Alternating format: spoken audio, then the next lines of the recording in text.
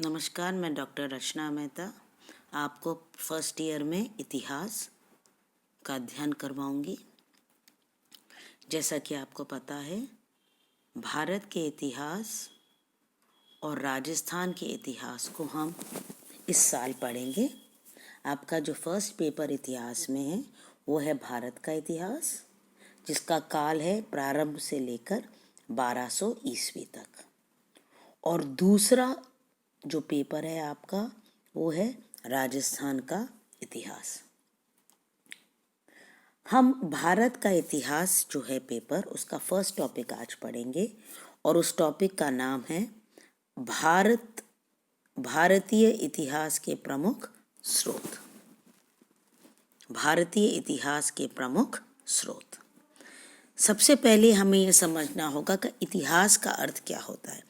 इतिहास का अर्थ होता है भूतकाल का अध्ययन, यानी कि जो बीत चुका है, जो पास्ट है, जो हो चुका है, उसका अध्ययन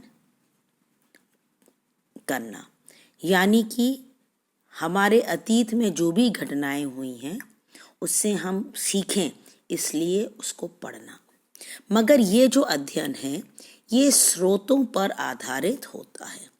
स्रोतों पर आधारित होता है, यानी कि मनगढ़ंत नहीं है। जो फैक्ट्स हैं जिनके बारे में हम प्रामाणिक रूप से कह सकते हैं, तो आधार के अनुसार ही हम इतिहास का अध्ययन करते हैं। अब हमें यह समझना पड़ेगा कि जो स्रोत हैं उनको हम 3 भागों में विभाजित कर सकते हैं: साहित्यिक स्रोत, पुरातात्विक स्रोत और विदेशियों के वर्णन वाला स्रोत।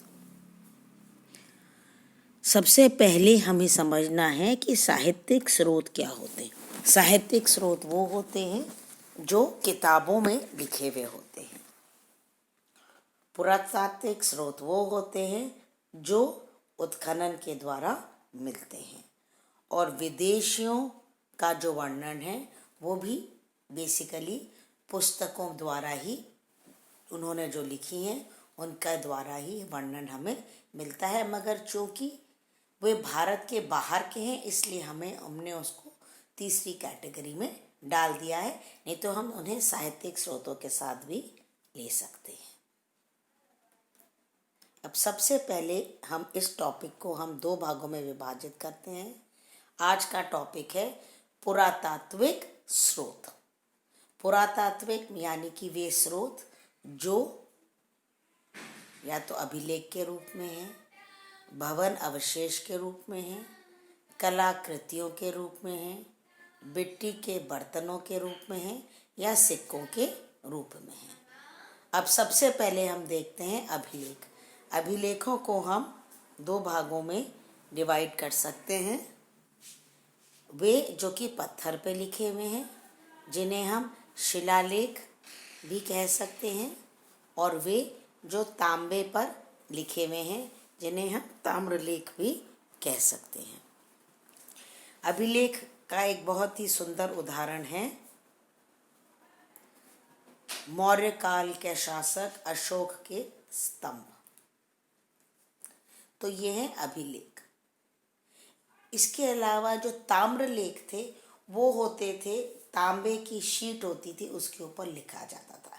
ये नॉर्मली जो शासक दान में देता था अगर कोई जमीन, तो उसके ताम्रलेख होते थे। यानी उदाहरणतः किसी ब्राह्मण को अगर पूजा करने की एवज में कोई जमीन दी जाती है तो वो उसके पास एक ताम्रलेख होगा, जिसे आज हम पट्टा कहते हैं, जो उसका स्वामित्व को प्रमाणित करता है।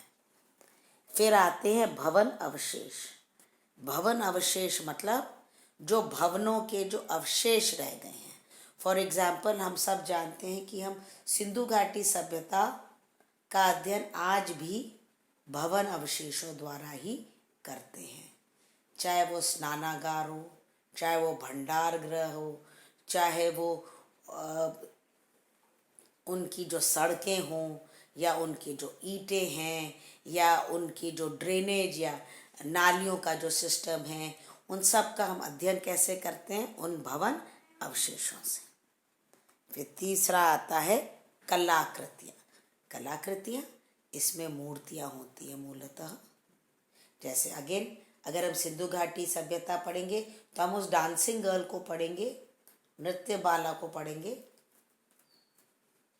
या वो एक साधु की जो मूर्ति है सिंधु सभ्यता में उसको पढ़ेंगे, या हम अगर हमें गांधार आर्ट और मथुरा आर्ट को पढ़ना है तो हम उस काल की मूर्तियों का ही अध्ययन करेंगे। फिर आता है मिट्टी के बर्तन। ये जो प्रोटो हिस्ट्री होती है, प्रागैतिहासिक काल को अगर हमको पढ़ना है तो हम,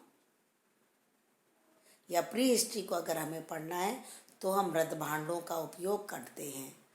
पेंटेड ग्रेवेयर जो होती हैं वो उस तरह की जो मृद भांड होते हैं वो हमें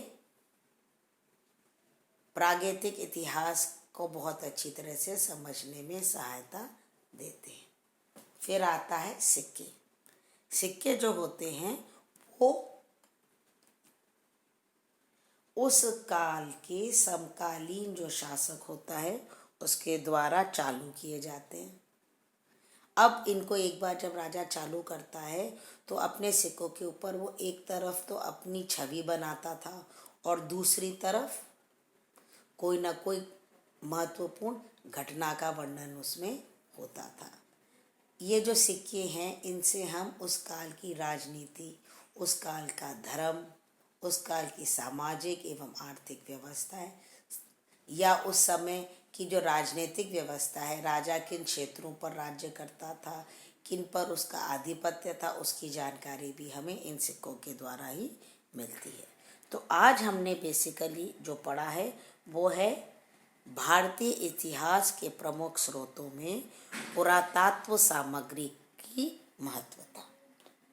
अब अगला टॉपिक जब हम पढ़ेंगे वो होगा भारतीय इतिहास में साहित्य का महत्व। धन्यवाद।